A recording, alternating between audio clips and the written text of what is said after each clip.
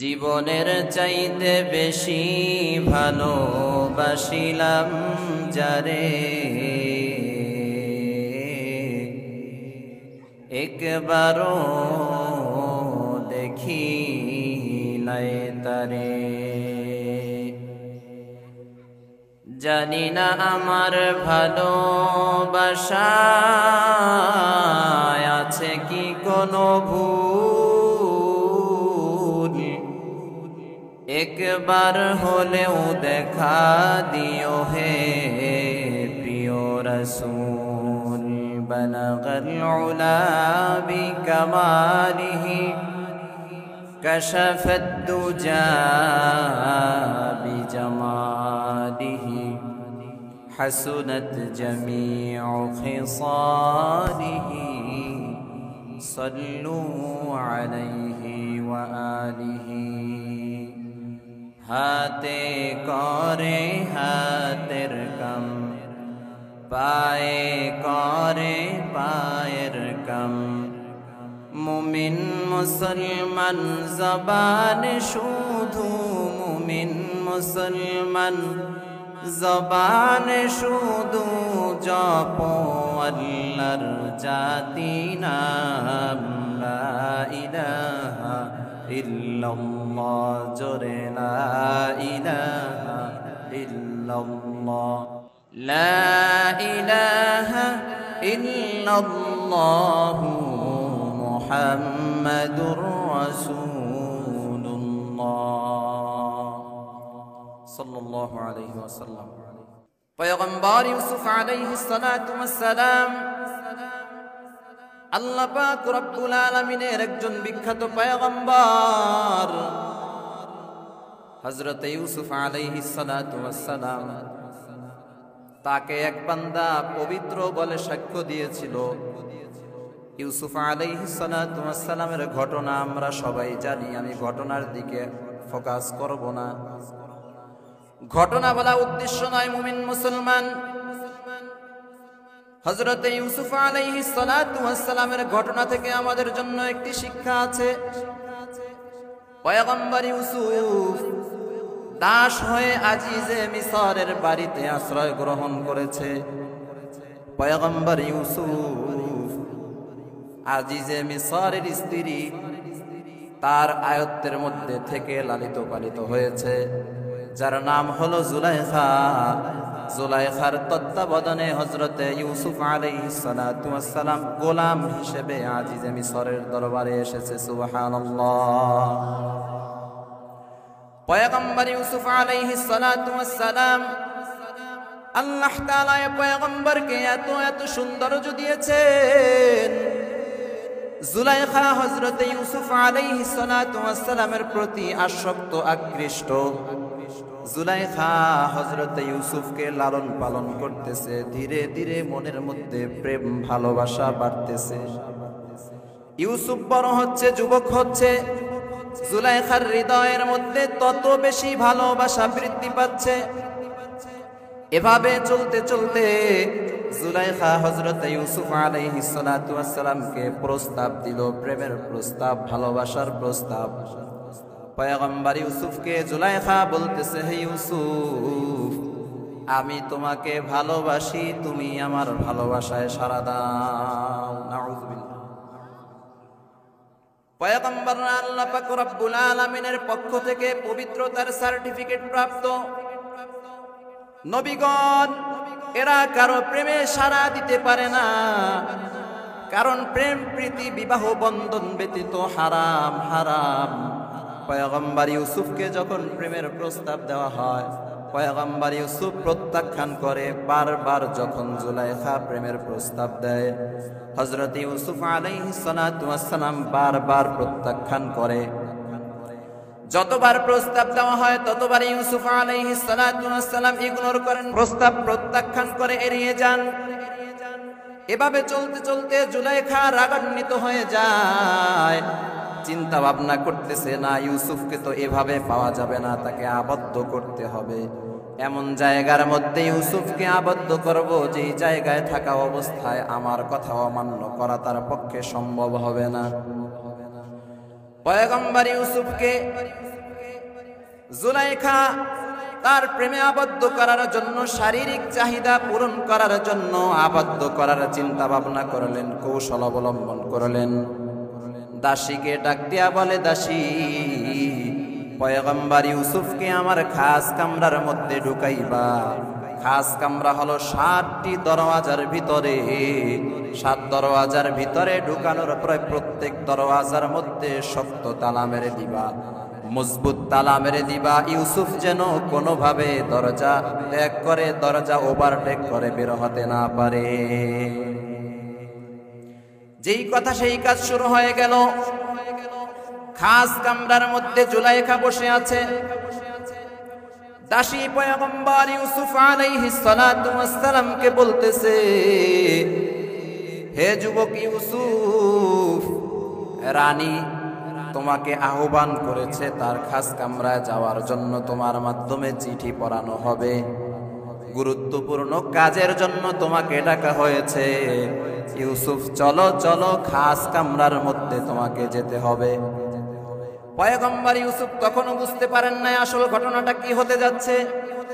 পয়গম্বর ইউসুফকে এক একটা দরওয়াজা পার করা হয়। খাদেমা সে দরওয়াজার মধ্যে শক্ত তালা লাগিয়ে দেয়। এভাবে যেতে যেতে পয়গম্বর ইউসুফকে 7 তালার ভিতরে খাস কামরার মধ্যে যখন নিয়ে এসেছে, পয়গম্বর ইউসুফ তাকিয়ে দেখতেছে সামনে জুলাইখা বসে আছে, যাওয়ার আর কোনো রাস্তা নাই। খাদেমা গোপন দরওয়াজা দিয়ে বের হয়ে চলে গেল। পয়গম্বর ইউসুফকে এবার জুলাইখা ডাক দিয়ে বলতেছে, ইউসুফ, এমন জায়গার মধ্যে তোমাকে আবদ্ধ করেছি, তুমি চেষ্টা করলেও বের হতে পারবে না। হে ইউসুফ, আজকে আমি যা চাই তা হবে। আমার বাসনা পূরণ করে দাও, আমার শারীরিক চাহিদা তুমি পূরণ করে দাও। হে ইউসুফ, আমার কথা অমান্য করে জায়গা থেকে বের হওয়ার কোনো সুযোগ নাই। পয়গম্বর ইউসুফকে প্রস্তাব দেওয়া হলো। পয়গম্বর ইউসুফ প্রত্যাখ্যান করতেছেন, কিন্তু বের হওয়ার কোনো সুযোগ নাই, কারণ 7টি তালার মধ্যে আবদ্ধ করা হয়েছে। 7টি দরওয়াজায়, প্রত্যেকটা দরওয়াজার মধ্যে তালা দেওয়া। পয়গম্বর ইউসুফ মনে মনে চিন্তা করতেছেন কি করা যায়। পয়গম্বর ইউসুফ কৌশল অবলম্বন করে বলতেছেন, হে জুলাইখা, এই জায়গার মধ্যে আমি তোমার সাথে কিভাবে মিলন করব, তোমার সাথে শারীরিক চাহিদা কিভাবে মিটাবো। এই জায়গায় দুনিয়ার কেউ দেখে না, কিন্তু একজন দেখেন, তিনি কে? মুসলমানেরা ঘুমিয়ে পড়েছেন, জোরে বলেন তিনি কে? পয়গম্বর ইউসুফ যখন এই কথা বলে, জুলাইখা একটি চাদর নিয়ে বলতেছে, ইউসুফ, এটা কোনো ব্যাপার নয়, আমার খোদার চোখ এবং চেহারা আমি কাপড় দিয়ে ঢেকে দিচ্ছি, চাদর দিয়ে ঢেকে দিচ্ছি, আমার খোদা তোমাকে দেখতে পাবে না, আমাদেরকে দেখতে পাবে না। এই বলে জুলাইখা মূর্তির চেহারাটা চাদর দিয়ে ঢেকে দেয়। পয়গম্বর ইউসুফ বলে, হে জুলাইখা, তুমি তোমার মূর্তি নামক খোদার চেহারা ঢেকে দিয়েছো, কিন্তু আমার রব যিনি, তিনি 7 আসমান 7 জমিন, সব জায়গার মধ্যে যেখানেই আমরা থাকি না কেন, তিনি আমাদেরকে দেখতেছে। তোমার মূর্তি খোদাকে তুমি আবদ্ধ করে ফেলেছো, সে আর দেখবে না, কিন্তু আমার রব তো ঘুমান না, আমার রব সব কিছু দেখেন, আমার রবের চোখ ফাঁকি দেওয়া সম্ভব না।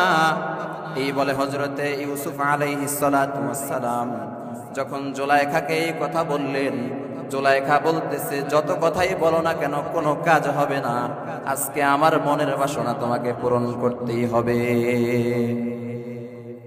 হযরতে ইউসুফ আলাইহিস সালাতু ওয়াস সালাম চিন্তা করতেছেন কি করা যায়। এখন তো এই জায়গা থেকে বের হওয়ার শক্তি আমার নাই, কিন্তু গুনাহ থেকে বাঁচতে হবে, গুনাহ করা যাবে না। আল্লাহ পয়গম্বরকে মাহফুজ রাখবেন, গুনাহ মুক্ত রাখবেন, যে কোনো পথ অবশ্যই অবশ্যই আল্লাহ তাআলা পয়গম্বরের দিলের মধ্যে ঢেলে দিবে। পয়গম্বর ইউসুফের অন্তরের মধ্যে আল্লাহ তাআলা ওহী প্রেরণ করলেন, হে ইউসুফ, এই রুমের মধ্যে তোমার কিছু করার ক্ষমতা নাই, কিন্তু দেখো দরওয়াজা পর্যন্ত কিছু জায়গা ফাঁকা আছে, তুমি দরওয়াজা পর্যন্ত দৌড় দাও। পয়গম্বর ইউসুফ অন্তরের মধ্যে যেই কথা জাগ্রত হয়েছে সেই অনুযায়ী দরওয়াজার দিকে দৌড় দিয়েছে। সুবহানাল্লাহ। প্রথম দরওয়াজা পর্যন্ত যাওয়ার পরে টাস করে দরওয়াজা খুলে গেছে। আল্লাহু আকবার। পয়গম্বর ইউসুফ আলাইহিস সালাতু ওয়াস সালাম দৌড় থামান নাই, আবার সামনে দৌড় দিলেন। যাওয়ার পরে সামনের দরওয়াজা দ্বিতীয় নাম্বার গেটটাও খুলে গেল। পয়গম্বর ইউসুফ দৌড়াতে দৌড়াতে একেবারে সপ্তম গেট পাড়ি দিয়ে আজিজে মিসরের সামনে গিয়ে দাঁড়িয়ে গেলেন। জুলাইখা চিন্তা করতেছে, এবার তো আমি ধরা খেয়ে যাব। জুলাইখা ইউসুফ আলাইহিস সালাতু ওয়াস সালামকে পিছন দিয়ে থাবা মেরেছে। পয়গম্বর ইউসুফের জামার পিছন থেকে ছেড়ে গিয়েছে। এইবার জুলাইখা চিন্তা করতেছে, ইউসুফের জামা তো ছিঁড়ে ফেলেছি, ইউসুফ তো নির্দোষ প্রমাণিত হবে, কি করা যায়? জুলাইখা নিজে নিজে নিজের জামার সামনের অংশ টেনে ছেড়ে ফেলেছে। টেনে ছিঁড়ে ফেলে এরপরে আজিজে মিসরের সামনে গিয়ে দাঁড়িয়ে বলতেছে, হে বাদশাহ আজিজে মিসর, স্বামী আমার, দেখেন দেখেন আপনি যে গোলাম কিনে নিয়ে এনেছেন, সে গোলাম আপনার স্ত্রীর চরিত্রের উপরে আঘাত করেছে। নাউযুবিল্লাহ। পয়গম্বর ইউসুফ আলাইহিস সালাতু ওয়াস সালাম বলতেছেন, হে বাদশাহ, আমি মুখে কিছু বলবো না, আপনার রাজপ্রাসাদের মধ্যে যদি ছোট কোনো বাচ্চা থাকে তাকে নিয়ে আসেন, দুধের বাচ্চা থাকলে তাকে নিয়ে আসেন, সে আমার কথাগুলো বলবে। এবার বাদশাহ আজিজে মিসর তার বাদশাহীর মধ্য থেকে, বালাখানার মধ্য থেকে শিশু একটি বাচ্চাকে হাজির করলো, যে বাচ্চা দুধ পান করে, ছোট বাচ্চা, কয়েকদিনের বাচ্চা। ছোট বাচ্চার কাছে প্রশ্ন করা হয়, বলো কে দোষী, জুলাইখা দোষী নাকি ইউসুফ দোষী? ছোট বাচ্চা কৌশলী জবাব দেয়। ছোট বাচ্চার জবান খুলে দিয়েছেন আমার আল্লাহ। ছোট বাচ্চা জবাব দেয়, হে বাদশাহ আজিজে মিসর, দেখেন যার জামার পিছনের অংশ দিয়ে ছেঁড়া সে নির্দোষ, যার জামার সামনের অংশ দিয়ে ছেঁড়া সেই আসল অপরাধী। আরো জোরে বলেন না আল্লাহু আকবার। আজিজে মিসর সামনে তাকাইয়া দেখতেছে ইউসুফ আলাইহিস সালাতু ওয়াস সালামের জামার পিছনের অংশ ছেঁড়া। অপরাধী এবার কে? জুলাইখা অপরাধী সাব্যস্ত হলো। জুলাইখা উঁচু আওয়াজে বলতেছে, হে স্বামী আমার, ইউসুফে অপরাধ করেছে, এই গোলামকে আপনি জেলখানায় পাঠিয়ে দেন। ক্ষমতা আছে তো, ক্ষমতার জোরে গোলামকে কোথায় পাঠিয়ে দিচ্ছে? জেলখানায়। সে বিচারক না হয়েও বিচারের আদেশ দিয়ে দিচ্ছে। স্ত্রীর কথা মতো স্বামী এবার ইউসুফ আলাইহিস সালাতু ওয়াস সালামকে জেলখানায় দিয়ে দিচ্ছে। অনেক বছর অতিবাহিত হয়ে গেছে। ধাপে ধাপে আল্লাহ পাক রব্বুল আলামিন পয়গম্বর ইউসুফকে মিশরের খাদ্যমন্ত্রী বানিয়েছেন। সুবহানাল্লাহ। জোরে বলেন না সুবহানাল্লাহ। ইউসুফ আলাইহিস সালাতু ওয়াস সালাম খাদ্যমন্ত্রী দায়িত্ব পালন করতেছেন। দায়িত্ব পালন করতে করতে মিশরের মধ্যে দুর্ভিক্ষ দেখা দিয়েছে। তিনি সাধারণ জনগণের মধ্যে খাবার বন্টন করেন। এমন পরিস্থিতিতে এক যুবক এসে হাজির হয়েছে। যুবক এসে কর্মচারীদেরকে বলতেছে, আমাকে বাদশার পক্ষ থেকে, খাদ্যমন্ত্রীর পক্ষ থেকে আটা দাও। কর্মচারীরা তাকে 4 কেজি আটা দিয়ে দিল। 4 কেজি আটা দেওয়ার পরে এ যুবক পুনরায় ডাক দিয়ে বলতেছে, আমাকে আরো বাড়িয়ে দাও। কর্মচারীরা আরো 1 কেজি বাড়িয়ে দিল, 5 কেজি বাড়িয়ে দিল। সে বলে আরো দাও। 6 কেজি দেওয়া হলো। সে বলো আরো দাও। এবার যখন আরো চাচ্ছে, এরপরে এ লোককে বলা হলো, যুবক তুমি এবার খাদ্যমন্ত্রীর দরবারে গিয়ে হাজির হও। তুমি এত বেশি চাইতেছো, আমাদের পক্ষ থেকে এত বেশি দেওয়া সম্ভব না। খাদ্যমন্ত্রী যদি অনুমতি দেয় তাহলে আমরা তোমাকে বেশি দিতে পারবো। যুবক খাদ্যমন্ত্রীর দরবারে গিয়ে হাজির হয়েছে। ডাক দিয়া বলতেছে, হে আল্লাহর বান্দা খাদ্যমন্ত্রী ইউসুফ, আমাকে আরো বেশি আটা দিতে হবে। 6 কেজিতে আমার হবে না। পয়গম্বর ইউসুফ বলতেছে, তুমি কে? এত বেশি কেন চাচ্ছ? যুবক বলতেছে, আমি কে এই পরিচয় আপনি যদি জানেন তাহলে আমাকে আপনি অনেক অনেক বেশি দিয়ে দিবেন। এইবার যুবক পরিচয় দিচ্ছে যুবককে। পয়গম্বর ইউসুফের সামনে দাঁড়াইয়া যুবক বলতেছে, পয়গম্বর, আমি সেই ব্যক্তি যখন আপনাকে অপবিত্র বানানোর জন্য জুলাইখা বলেছিল ইউসুফ অপরাধী, ইউসুফ আমার চরিত্র হরণ করার জন্য আমার উপরে আক্রমণ করেছে, সেই দিন বাদশাহ আজিজে মিসরের সামনে যে দুধের বাচ্চা আপনার পবিত্রতার সাক্ষ্য দিয়েছিল, আমি সেই যুবক। আরো জোরে বলেন না সুবহানাল্লাহ। মুসলমান ইমানদার আল্লাহর গোলাম পয়গম্বর ইউসুফ আলাইহিস সালাতু ওয়াস সালাম আনন্দিত হয়ে যায়, খুশি হয়ে যায়। এইবার কর্মচারীদেরকে আদেশ দেয়, হে কর্মচারীদের দল, তোমরা এই যুবককে 1 কেজি 2 কেজি করে দিবা না, 4-5 কেজি 6 কেজি দিবা না, এই যুবককে 105 মণ আটা দিয়ে দাও। এখানেই শেষ নয়। পয়গম্বর ইউসুফ বললেন, 100 উট সাজাও, উটের পিঠের মধ্যে যেই পরিমাণ সম্পদ ধারণ করা যায় সব সম্পদ দিয়ে 100 উটকে তোমরা সজ্জিত করো। 100 উট সম্পদ সহ সামান সহ এই যুবককে দিয়ে দাও। এখানেই শেষ নয়। এই যুবককে 100 স্বর্ণ মুদ্রা দিয়ে দাও, যে স্বর্ণ মুদ্রা বর্তমান দাম অনুযায়ী প্রায় 44 লক্ষ টাকা। সুবহানাল্লাহ বললেন না? কত লক্ষ? 44 লক্ষ টাকা দাম বর্তমান সময় অনুযায়ী। এত এত উপটাউকন দেওয়ার পরে পয়গম্বর ইউসুফ আলাইহিস সালাতু ওয়াস সালাম যুবককে কাছে ডেকে বুকের মধ্যে জড়ায়া নিলেন। আসমান থেকে আল্লাহ পাক রব্বুল আলামিন ডাক দিয়া বলে, পয়গম্বর, পয়গম্বর ইউসুফ, এই যুবককে বুকের মধ্যে জড়ায়া নিলেন তা ঠিক আছে, কিন্তু এত এত উপটৌকন কেন আপনি তাকে দিলেন? পয়গম্বর ইউসুফ বলে, আল্লাহ, এই যুবক হলো সেই যুবক যখন আমার চরিত্রে কালিমা লেপন করতে চেয়েছে, যখন আমাকে চরিত্রহীন প্রমাণ করার জন্য জুলাইখা ঐক্যবদ্ধ হয়েছে, সেই দিনে যুবক আমার পবিত্রতার সাক্ষ্য দিয়েছিল। আমার পবিত্রতার সাক্ষ্য দেওয়ার কারণে আমি তাকে এত এত বেশি উপটৌকন দিয়েছি। সুবহানাল্লাহ বলার জন্য প্রস্তুত হন, জোরে সোরে সুবহানাল্লাহ বলতে হবে। এবার আল্লাহ পাক রব্বুল আলামিন ডাক দিয়া বলেন, পয়গম্বর ইউসুফ, এই যুবক তোমার পবিত্রতার সাক্ষ্য দেওয়ার কারণে তুমি এত এত উপটৌকন দান করেছো। হে পয়গম্বর ইউসুফ, আমি আল্লাহর পক্ষ থেকে ঘোষণা শুনে নাও, যে সমস্ত বান্দা বান্দিরা জমিনে বসে জবানের মধ্যে সুবহানাল্লাহ বলে আমি আল্লাহ তাআলাকে পবিত্র বলে ঘোষণা দিবে, আমি আল্লাহ পাক রব্বুল আলামিন তার যাহা কিছু প্রয়োজন সব প্রয়োজন পূরণ করে দিব। শুধু তাই নয়, ওই বান্দা বান্দির আমলনামায় যদি গুনাহ থাকে আমি আল্লাহ সব গুনাহ ক্ষমা করে দিব।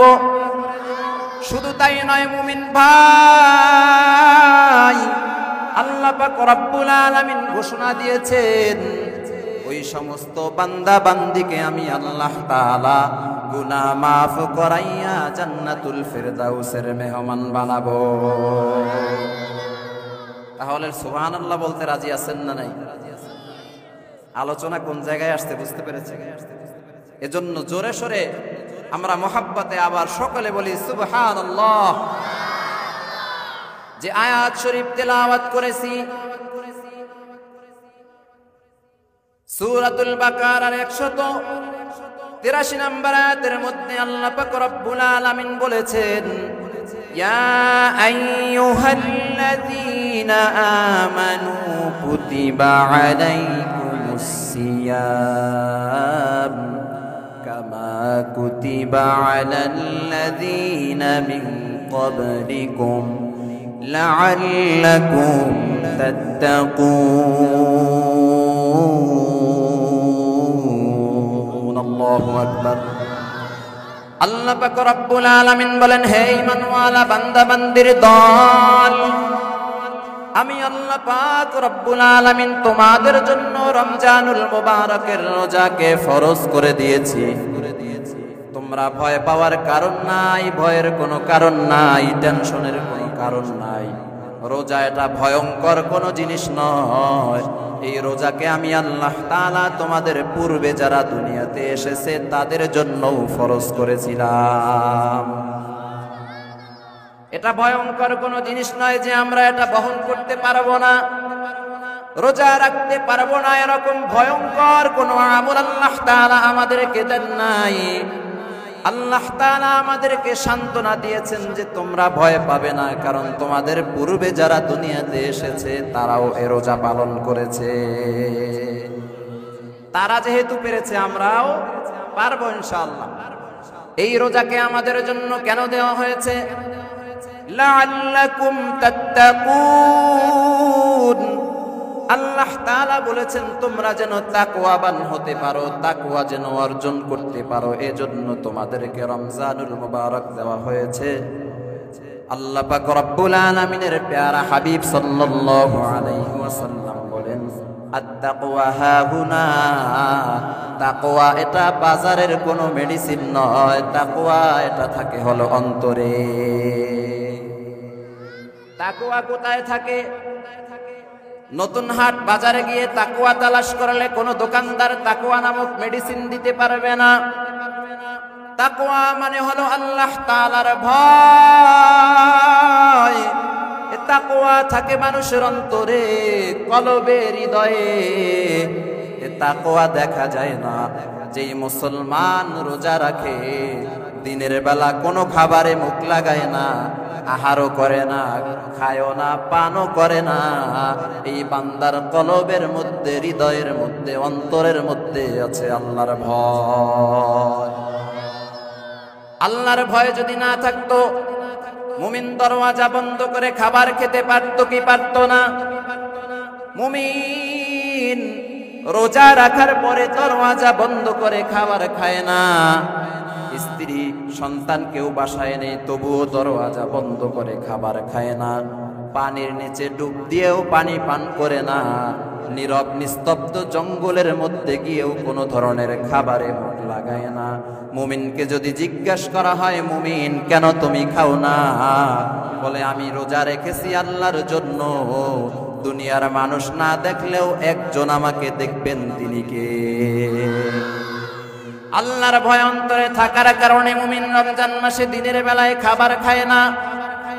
যেই সমস্ত মানুষগুলো দিনের বেলা খাবার খায়, এর দ্বারা প্রমাণ হয় এ বান্দা বান্দি তাকওয়া অর্জন করতে পারে নাই, অন্তরের মধ্যে তাকওয়া নাই। সে কারণে বান্দা বান্দি দিনের বেলা আল্লাহকে ফাঁকি দিয়ে খাবার খায়। ঠিক না বেঠিক? মুমিন মুসলমান বন্ধুগণ, এ রোজা আল্লাহ পাক রব্বুল আলামিন তাকওয়া অর্জন করার জন্য দিয়েছেন। এ রোজা আল্লাহ পাক রব্বুল আলামিন বর্তমানে আমরা যেভাবে রোজা রাখি এভাবে একবারে আল্লাহ তাআলা নাযিল করেন নাই। ধাপে ধাপে আল্লাহ তাআলা আমাদের কাছে রোজা ফরজ করেছেন। জাদুল মাআদ নামক কিতাবে আল্লামা ইবনুল কাইয়্যিম রাহমাতুল্লাহি আলাইহি বর্ণনা করেছেন, আল্লাহ তাআলা প্রথমে ঐচ্ছিক রোজা দিয়েছিলেন। কেউ চাইলে ইচ্ছা করলে রাখতে পারতো, নাও রাখতে পারতো। কেউ চাইলে রোজা না রেখে মিসকিনদেরকে খাওয়াইতে পারতো। প্রথমে আল্লাহ তাআলা সহজ করার জন্য এভাবে রোজা দিয়েছিলেন। চাইলে রাখতেও পারতো, নাও রাখতে পারতো। এটা হলো রোজার প্রথম অবস্থা। ইবনুল কাইয়্যিম রাহমাতুল্লাহি আলাইহি বলেন, দ্বিতীয় নম্বরে আল্লাহ তাআলা রোজাকে কঠিন করে দিয়েছিলেন। কিভাবে কঠিন করেছেন? আল্লাহ তাআলা রোজা ফরজ করেছেন। রোজার সিস্টেম হলো আজকে সাহারি খেয়ে আগামীকাল সন্ধ্যা পর্যন্ত রোজা রাখবে।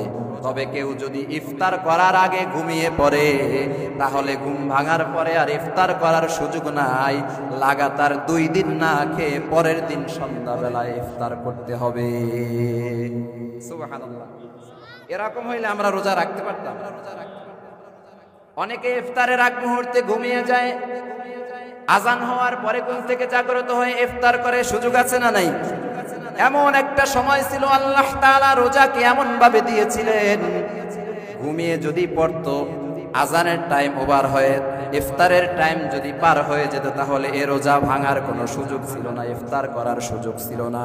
পরের দিন সন্ধ্যা পর্যন্ত রোজা রেখে 2 দিন রোজা লাগাতার কমপ্লিট করে এরপরে ইফতার করতে হতো। সুবহানাল্লাহ। এটা হলো রোজা ফরজের দ্বিতীয় ধাপ। তৃতীয় ধাপটা হচ্ছে আমরা বর্তমানে যেভাবে রোজা রাখি। ভোর রাতে সাহারি খাই, সন্ধ্যা বেলায় রোজা আমরা ভেঙে ফেলি, ইফতার খাওয়ার মাধ্যমে রোজা কমপ্লিট করি। এটা হলো রোজার তৃতীয় ধাপ। এভাবে আল্লাহ পাক রব্বুল আলামিন ধাপে ধাপে আপনার আমার জন্য রোজাকে ফরজ করে দিয়েছেন। এই রোজার অনেক ফজিলত বর্ণিত হয়েছে। قال النبي صلى الله عليه وسلم إذا دخل شهر رمضان فتحت أبواب السماء। বুখারীর হাদিস, পয়গম্বর সাল্লাল্লাহু আলাইহি ওয়াসাল্লাম বলেছেন, যখন রমজানুল মুবারকের আগমন হয়, আল্লাহ পাক রব্বুল আলামিন আসমানের সমস্ত দরজা সমূহ খুলে দেন। এখানেই শেষ নয় মুমিন ভাই, পয়গম্বর বলেন ফুতিহাত আবওয়াবুল জান্নাহ। রমজানের আগমন যখন হয়, আল্লাহ তাআলা জান্নাতের সমস্ত দরওয়াজাগুলো খুলে দেয়। আবার পিছনের ভাইয়েরা ঘুমাইতেছে, রমজানে জান্নাতের দরওয়াজাগুলো খুলে দেওয়া হয়। সুবহানাল্লাহ, জোরে বলেন। আকাশ বাতাস মুখরিত করে, আরো জোরে বলেন সুবহানাল্লাহ। পয়গম্বর আরো বলেন ওয়াকুল্লিকাত আবওয়াবু জাহান্নাম। শুধুমাত্র জান্নাতের দরওয়াজা খোলা হয় তাই নয়, আল্লাহ তাআলা জাহান্নামের 7টি দরওয়াজা বন্ধ করে দেয়। ওয়াসুলসিলাতিশ শায়াতিন। শুধুমাত্র জাহান্নামের দরওয়াজা বন্ধ হয় তাই নয়, আল্লাহ তাআলা ইবলিস শয়তান সহ যত ধরনের শয়তান আছে, শয়তানগুলোকে শিকলে আবদ্ধ করে বেঁধে ফেলে। মুমিন মুসলমান ভাই, এজন্য আমাদেরকে রমজানুল মুবারকের রোজা রাখতে হবে যদি আমরা ফজিলত অর্জন করতে চাই। প্যারা হাবিব সাল্লাল্লাহু আলাইহি ওয়াসাল্লাম বলেন, মান সামা রমাদানা ঈমানান ওয়া ইহতিসাবান গুফিরা লাহু মা তাকদ্দামা মিন যামবিহি। যদি কোনো মুমিন দিনের বেলা রমজান মাসে রোজা রাখে, আল্লাহ তাআলাকে রাজি খুশি করার জন্য খালেস নিয়াইতে যদি কোনো বান্দা রোজা রাখে, আল্লাহ পাক রব্বুল আলামিন ওই বান্দার জীবনের সমস্ত সগীরা গুনাহগুলো মাফ করে দেয়। কবিরা গুনাহগুলো মাফ হয় না, কবিরা গুনাহ মাফ করাইতে হলে তাওবা করতে হয়। গুনাহ মাফ করানোর জন্য আমরা রমজান মাসে রোজা রাখতে রাজি আছি না নাই? কথা বলে না, জোরে বলেন রাজি আছি না নাই? নারায়ে তাকবীর, লিল্লাহি তাকবীর। রমজানে রাখলে রোজা মাফ হয় গুনাহ, তবু কেন মুমিন রোজা রাখো না? তবু কেন মুমিন রোজা রাখো না? রমজানে রাখলে রোজা মাফ হয় গুনাহ, তবু কেন মুমিন রোজা রাখো না? তবু কেন মুমিন রোজা রাখো না? যদি তোমার গুনাহ থাকে পাহাড় সমান, সব গুনাহ ক্ষমা করে দিবে রহমান। সুবহানাল্লাহ, আরো জোরে বলেন না সুবহানাল্লাহ। যদি তোমার গুনাহ থাকে পাহাড় সমান, সব গুনাহ ক্ষমা করে দিবে রহমান। দরবারে কেন তার হাত পাতো না? দরবারে কেন তার হাত পাতো না, তবু কেন মুমিন রোজা রাখো না। রমজানে রাখলে রোজা মাফ হয় গুনাহ, তবু কেন মুমিন রোজা রাখো না। রোজা না রাখিয়া হয়ো না গুনাহগার,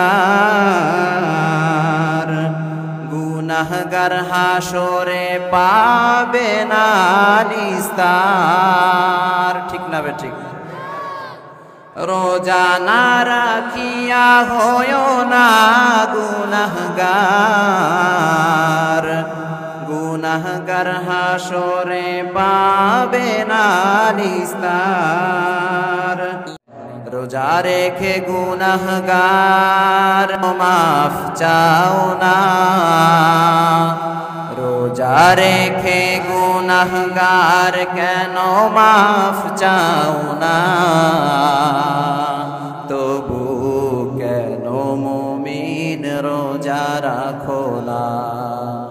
রমজানে রাখলে রোজা মাফ হয় গুনাহ, তবু কেন মুমিন রোজা রাখো না। রমজানের সবগুলো রোজা রাখতে আমরা রাজি আছি না নাই? রোজা রাখলে মুমিনের অন্তরের মধ্যে প্রশান্তি সৃষ্টি হয়, মুমিনের কলিজা ঠান্ডা হয়ে যায়। বান্দা বান্দি দিনের বেলা রোজা রেখে খাবার না খেয়ে যখন দিন অতিক্রম করে, দুপুর বেলা প্রচন্ড রোদের মধ্যে অনেক কষ্টে খাবার না খেয়ে পেটের ক্ষুধায় সময় অতিবাহিত করে, কিন্তু হৃদয়ের মধ্যে এক ধরনের প্রশান্তি কাজ করে।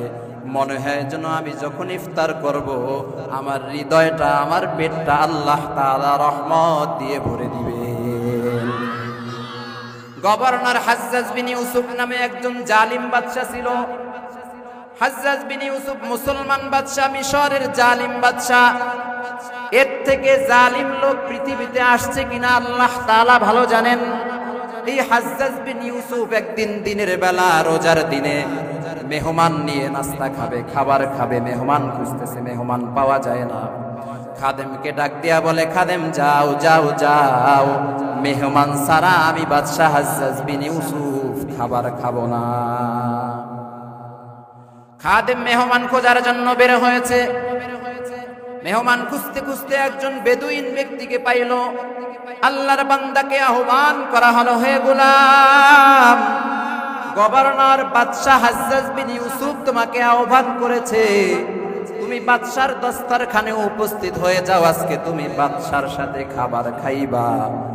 আল্লাহর বান্দাকে জোর জবরদস্তি হাজ্জাজ বিন ইউসুফের সামনে উপস্থিত করা হয়েছে। আল্লাহর বান্দা আসতে রাজি না, তারপরেও খাদেমরা ধরে নিয়ে এসেছে। হাজ্জাজ বিন ইউসুফের সামনে মুসলমান বেদুইন আল্লাহর বান্দা দাঁড়িয়ে বলতেছে, হে বাদশা, আমি খাবার খাবো না। হাজ্জাজ বিন ইউসুফ চোখ লাল করে বলতেছে, কেন তুমি খাবে না? আমার ক্ষমতা সম্পর্কে তোমার ধারণা আছে নাকি? বলে, হ্যাঁ, আপনার ক্ষমতা সম্পর্কে ধারণা আছে, আপনি একজন জালিম, আপনি চাইলে যখন তখন আমাকে হত্যা করে দিতে পারেন, কিন্তু আমি খাবার খাবো না এটাই সত্য কথা, আপনি আমাকে চাইলে হত্যা করে ফেলেন। সুবহানাল্লাহ। হাজ্জাজ বিন ইউসুফ বলতেছে, তুমি কেন খাবার খাইবা না? আল্লাহর বান্দা বেদুইন ডাক দিয়া বলতেছে, গভর্নর, আপনার দস্তরখানে খাবার খেলে কি হবে? হাজ্জাজ বিন ইউসুফ বলে, আমার খাবার অত্যন্ত দামি, অত্যন্ত সুস্বাদু খাবার। এই খাবার যদি তুমি খাও, তোমার হৃদয় শান্ত হবে, পেট শান্ত হবে, তোমার অনেক ভালো লাগবে, আরামের ঘুম হবে। আল্লাহর বান্দা ডাক দিয়া বলতেছে, হে বাদশা গভর্নর হাজ্জাজ বিন ইউসুফ, এই খাবার আমি খাবো না। আমি সেই খাবারের অপেক্ষা করতেছি যেই খাবার আল্লাহ তাআলা জান্নাতের মধ্যে আমাকে খাওয়াবেন। এ পিছনের মুসলমানেরা ঘুমাচ্ছে, জোরে বলেন সুবহানাল্লাহ। হাজ্জাজ বিন ইউসুফ বলেন, জান্নাতের খাবার তুমি কিভাবে খেতে চাও?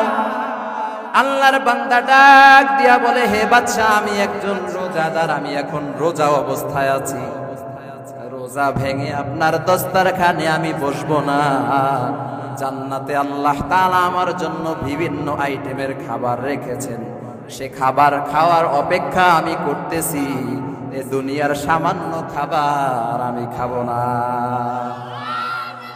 হাজ্জাজ বিন ইউসুফ বলতেছে, হে আল্লাহর বান্দা, তুমি রোজা ভেঙে ফেলো, বাদশার সামনে খাবা, বাদশার দস্তারখানে খাবা, এই সুযোগ বারবার আসবে না।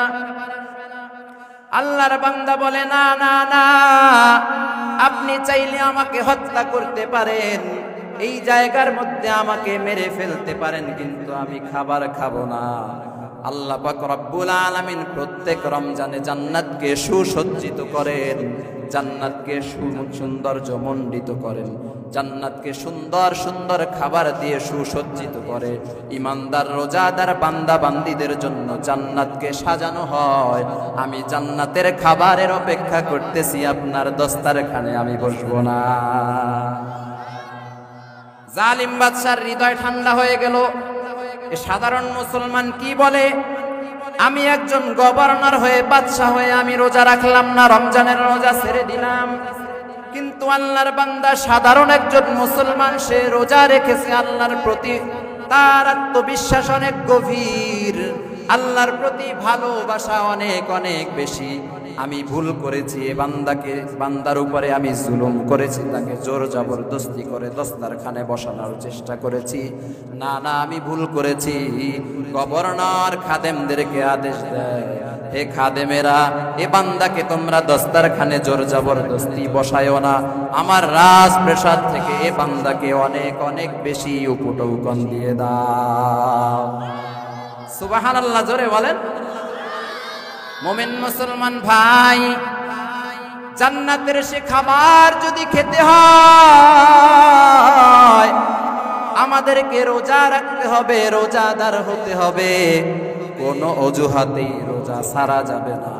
এজন্য সামনে রমজান মাস আসতেছে, দরওয়াজার মধ্যে বিভিন্ন জায়গার মধ্যে পর্দা টাঙানো হবে, দোকানের মধ্যে পর্দা টাঙানো হবে। না না না, মুসলমানেরা ঐক্যবদ্ধ হয়ে সমস্ত দোকান থেকে পর্দা ছিঁড়ে ফেলবেন। রাজি আছেন তো? কোন দোকানের মধ্যে পর্দা টাঙাতে দিবেন না। সারা বছর পর্দার খবর নাই, রমজান মাসে পর্দা লাগায়। রমজান মাসে বেরোজদাইরা শয়তানগুলোকে দোকানের মধ্যে বসাইয়া খাবারের আইটেম দেয়, ওখানে বসে বসে খাওয়ায়। যে দোকানদার এই কাজ করে সে ভালো মুসলমান নয়, এই কাজ করা যাবে না। দোকানদার ভাই যারা আছেন, কোন বেরোজদার, কোন বেনামাজিকে দোকানের মধ্যে আশ্রয় দিয়ে খাবারের ব্যবস্থা করবেন না। রাজি আছেন ইনশাআল্লাহ? এই বিষয়গুলো আমরা লক্ষ্য রাখবো। এলাকার মধ্যে কোনো দোকানে পর্দা টাঙাইতে দিব না। রাজি আছেন না? এই বিষয়টা খেয়াল রাখবেন। রমজানের পবিত্রতা আমাদেরকে রক্ষা করতে হবে। শুধুমাত্র একটি মাস আল্লাহ তাআলা রোজাকে ফরজ করেছেন, এই রোজাকে অপমানিত করা যাবে না। আমরা যারা খাঁটি মুসলমান দাবি করে, প্রত্যেকে প্রতিবাদী হতে হবে।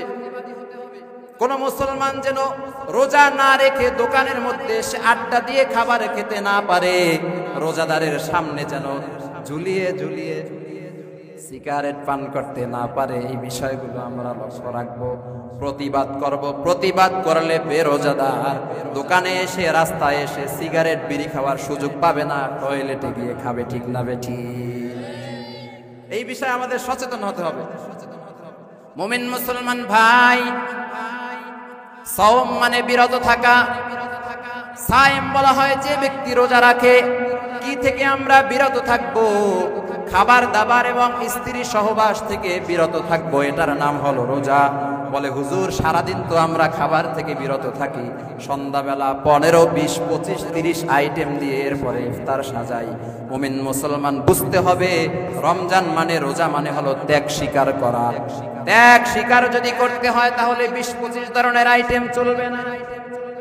সারা বছর প্রচুর পরিমাণে খাইলাম, কিন্তু মুসলমানদের অবস্থা হলো রমজান মাসে আরো বেশি করে খায়, অন্য সময়ে কম খায়, কিন্তু রমজানে আরো বেশি খায়। এই বিষয়গুলো আমরা লক্ষ্য রাখবো। 20, 25, 30 ধরনের আইটেম আমরা সৃষ্টি করি, এরপরে আমরা বসে বসে খাই। মাগরিবের সময় শেষ হয় না, এশা পর্যন্ত খাই, তারাবি পরে আবারও খাই। ওদিকে এলাকার মধ্যে অনেক গরিব মুসলমান 2 আইটেমও জোটে না, পানি দিয়ে ইফতার করে, আছে না নাই? যেই ব্যক্তি 15-20 আইটেম দিয়ে রোজা রাখলো, ইফতার করলো, তার পাশের ঘরের লোক সে 2টি আইটেমও করতে পারলো না, 2টি আইটেমের খাবারও সে খাইতে পারলো না। এভাবে যদি আপনি রোজা রাখেন, আপনার রোজার মূল্য কেমন হবে? আপনি বিভিন্ন ধরনের আইটেম তৈরি করেছেন, খাবারের ঘ্রাণ পাশের বাসার মধ্যে যাচ্ছে, পাশের বাসা থেকে ছোট ছোট বাচ্চারা কান্না করতেছে, মা আমাদেরকে ওই খাবারগুলো এনে দাও।